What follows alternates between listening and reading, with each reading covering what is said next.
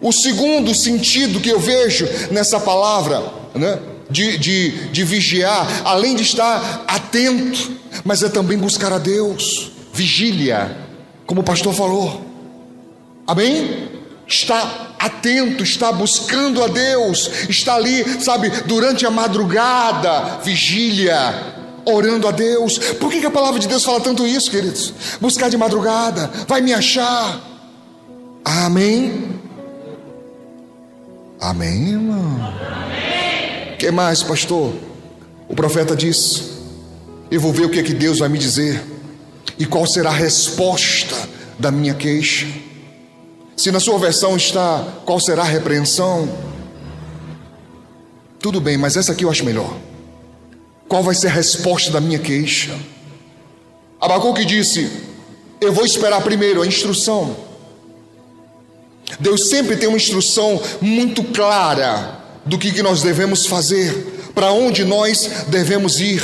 Mas ele disse também: eu quero saber qual vai ser a resposta da minha queixa. Mas qual era a queixa dele? Do que ele estava se queixando? O que ele apresentou a Deus que estava esperando a resposta? Por favor, eu queria que você voltasse aí no capítulo 1. Volta só um pouquinho. Capítulo 1, do verso 2 ao 4, expõe aqui qual é a queixa do profeta Abacuque. Diz o texto, ele falando: até quando, Senhor, clamarei pedindo ajuda, e tu não me ouvirás? Até quando gritarei violência, e tu não salvarás? Porque me fazes ver iniquidade? Porque toleras a opressão? Pois a destruição e a violência estão diante de mim. Há litígios e surgem discórdias, por isso a lei se afrouxa e a justiça nunca se manifesta. Porque os ímpios cercam os justos, e assim a justiça é torcida. Parece até o Brasil, né? Não parece? Olha aí, ele estava passando por isso. O povo havia, irmãos, rejeitado a Deus. E como sempre acontecia em Israel, toda vez que o povo quebrava aliança, vinha um castigo, e geralmente eram inimigos que invadiam. O povo estava sendo oprimido pelos caldeus. O povo caldeu tinha invadido Israel, e a opressão estava grande. E Abacuque ali angustiado, clamando a Deus. Isso aqui é a figura do intercessor. Sempre em um momento de grande dificuldade, conte com intercessores. Descubra quais são as pessoas que oram, descubra quais são as pessoas que têm intimidade com Deus, e conte com elas. Não lute só, peça oração. Isso não deve ser dito a qualquer pessoa. Algumas orações, alguns pedidos de oração tem que ser muito bem escolhido a pessoa que vai ouvir. Nem todo mundo pode ouvir certas coisas que são íntimas, que são pessoais, e a pessoa não entenderia. Mas sozinho não lute.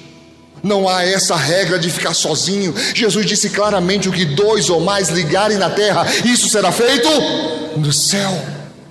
Existem pessoas de oração, pessoas simples, pessoas anônimas, pessoas até que você nem imagina o tamanho da intimidade que a pessoa tem com Deus. Descubra elas e conte com elas em oração. São intercessores. E essas pessoas, irmãos, quando dobram seus joelhos para orar, para interceder, há um mover no céu, há um mover espiritual. Coisas grandiosas e tremendas passam a acontecer. Antes mesmo de você chegar até elas, acredite, Deus já está incomodando elas. Elas já ficam incomodadas em orar por você. Elas já ficam, e na verdade o seu pedido é para elas apenas uma confirmação. Assim era Abacuque, clamando: Senhor, olha a injustiça. Senhor, como é que pode? Porque não tinha só pessoas ruins em Israel, irmãos. Tinham pessoas de Deus, tinham pessoas que não se desviaram, tinham pessoas que não se afastaram. Da mesma forma como aconteceu no tempo de Elias, que pensava que estava só, mas Deus havia reservado 7.000. Fora ele, 7.000, e ele achando que estava só. Por favor, olhe para o seu irmão e diga: você não está só, meu irmão. Às vezes vem esse sentimento, às vezes vem essa impressão que você está lutando sozinho, que não tem ninguém que te entende, que não tem ninguém que saiba a sua dor, que ninguém se importa com isso, mas não é verdade. Deus nunca deixa isso acontecer. Há sempre um remanescente, há sempre um renovo ali guardado que vai brotar e vai surgir. Amém? Você está me entendendo? E ele apresentou o seu pedido, ele apresentou a sua queixa a Deus. E agora, voltando aqui ao capítulo 2, ele disse: Senhor, estou aqui esperando, estou na torre, estou pronto, estou alerta, estou atento, porque imagino eu que há um perigo muito grande de manter um vigia dorminhoco. Salvo engano meu, Douglas, eu acho que é até crime, né, dormir na vigília. O que acontece que se você estiver cochilando lá e alguém vir e roubar seu fuzil?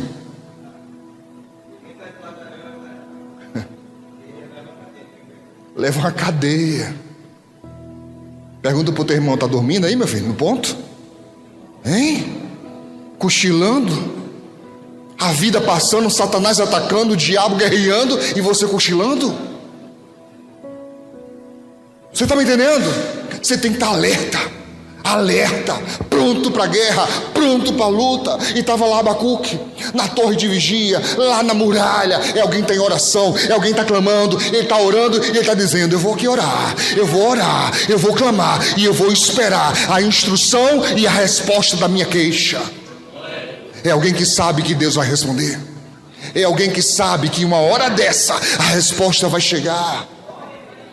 Amém? Capítulo 2, verso 2. Agora Deus responde. Diz ele: e o Senhor me respondeu e disse: escreva a visão, torne-a bem legível. Aonde? Sobre tábuas, para que possa ser lida até por quem passa correndo. Aí, pastor Manel, foi a gente que fez. Acaba que passar aí na frente, ele olhar para cima e ele vê Jesus. Não dá nem para confundir. O que foi que eu li? Jesus, em letras garrafais. Eu acho que nem garrafael, eu acho que aí é tonel. Mas eu percebi uma coisa importante. Deus está dizendo a Abacuque: a palavra vai ser gravada no madeiro. Isso te lembra alguma coisa? Isso te lembra alguma coisa? A palavra cravada no madeiro, para que todo que passe veja, mesmo quem passar correndo, distraído, não tem como, vai ver a palavra cravada no madeiro. Quem entendeu? Aleluia. Mas eu vi outra coisa aqui. Deus também está falando de memorial. Por favor, abre sua Bíblia em Malaquias capítulo 3. Não desmarque Abacuque, mas Malaquias é o último livro do Novo Testamento, antes de Mateus, facinho de achar. Vai para Mateus, volta umas folhinhas, chegou Malaquias. Mas não desmarque Abacuque. Capítulo 3, verso 16 ao 18.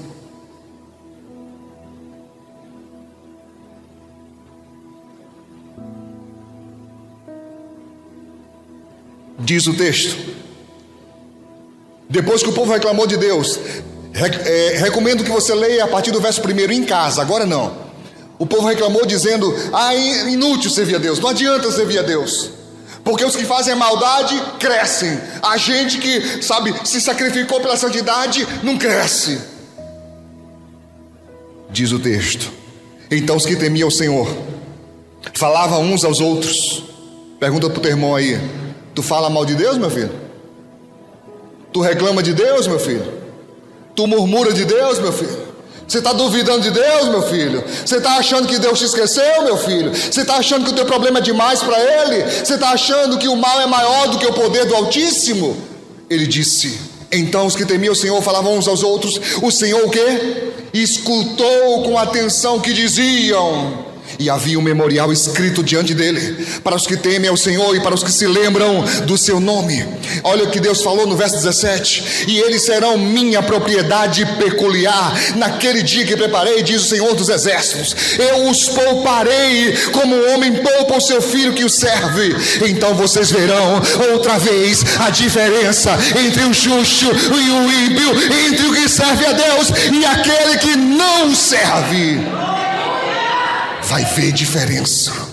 Não é igual, não pode ser igual. Haverá uma diferença muito clara, e Deus vai mostrar isso. Deus vai mostrar isso.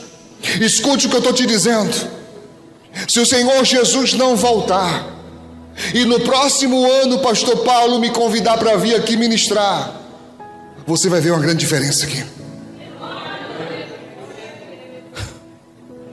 Anote no calendário, anote a data de hoje. Anote. Está escrito: Ele vai fazer diferença.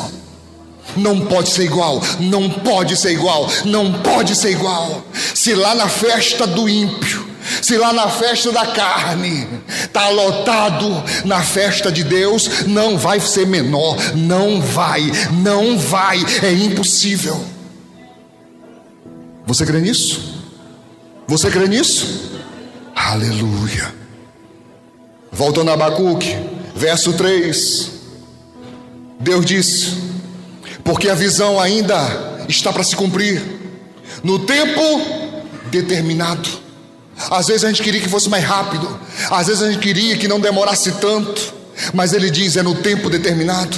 Ela se apressa para o fim. Você já parou para pensar nisso?